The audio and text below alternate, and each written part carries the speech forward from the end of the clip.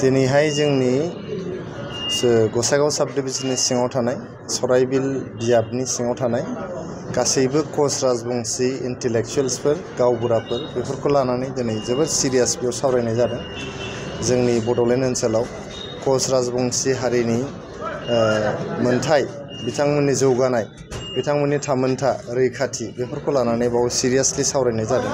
गासैबो इन्टेलेक्चुवेलफोर 100निबो बारा कच राजबंशी इन्टेलेक्चुवेलफोर आरो दैदेनगिरिफोर बेयाव जमा जादों। जमा जानानै बिथांमोना सावरायदों। दिनैहाय आसामनि मानगोनां केबिनेट मन्थ्रि लिरगिरि साहित्य एकाडेमि बान्था मोनगिरि आरो जोंनि बर'फोरनिल' नङा आसामनिनो सासे सिगां सारिनि दैदेनगिरि उर्खाव गोरा ब्रह्म सारा बेयाव थानानै गोबां बाथ्रा बेयाव बुंदों।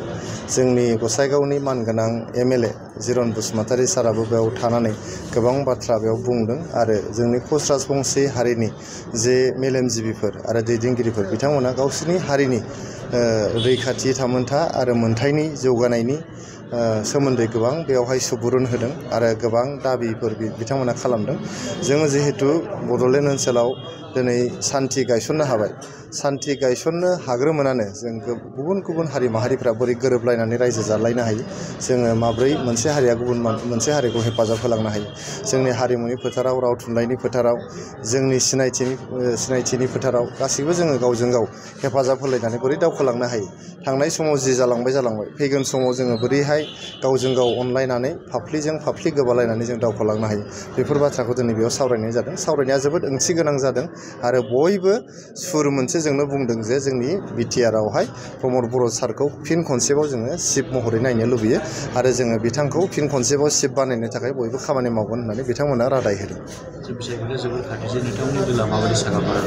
बिसायख'थिया खाथियाव फैनायनि लोगो लोगोनो आङो बुंबायानो थादों।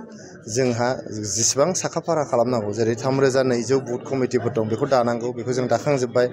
445 प्राइमारि कमिटिफोर आरो 420 भिसिडिसिफोर आरो 40 ब्लक कमिटिफोर आरो 10टा डिस्ट्रिक्ट कमिटि आरो लोगोसे सेन्ट्रेल कमिटि जोंना गासिबो साखाफारा जाजोब्बाय।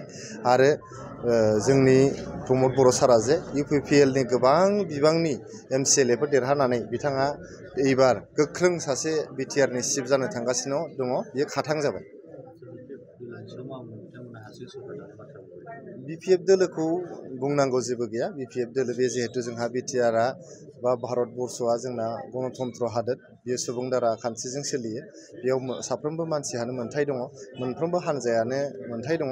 गतिके बिपिएफ दोलोहाबो मोनथाय दङ बिसायख'थि गेलेनो थाखाय। नाथाय बाथ्राया बेनो जे बिपिएफ दोलोआ दिनै 2025 मायथाइयाव जोबोद दुरबल जाबाय। बिथांमोना दिनैहाय बिसायख'थि देरहानो हाजासे बिथांमोनहा मददगिरि गैला, सापर्टार गैला, दैदेनगिरि सासे सानैल' दंसै आरो गोबां दैदेनगिरिफ्रा बिपिएफआव भबिसत गैला होननानैनो बिपिएफ दोलोखौ नागारजोब्बाय। गतिके दिनै रायजो राजाफ्रा बिपिएफनि नावआव गाखोनानै गोदोफानो गोसो गैला। बयबो रायजो राजाफ्रा बिपिएफखौ नागारनानै दिनै इउपिपिएल हान्जाखौ हानजा मदद होनो ओंखारबोबाय। गोबां साख्रि होबाय। मास्टारखौनो 6000निबो बांसिन दिनैसिम होबाय 4 बोसोराव। थार्ड ग्रेड, फर्थ ग्रेड होबाय। फरेस्टनि नोंथांमोना दाखालिसो 6 माससो सिगां 600निबो बांसिन जोंनो फरेस्टनि साख्रि होदों आरो दाखालिसो आरो केजुवेल पस्टआवहाय 200निबो बांसिन फरेस्टआवहाय होबाय। आरो दाखालिसो नोंथांमोना नुबाय फ्राय 1100 एलपि एमइनि फोरोंगिरिनि एडभार्टाइजमेन्ट होबाय। बेखौबो थाबैनो जुलाइ दाननि गेजेरावनो होनाय जासिगोन।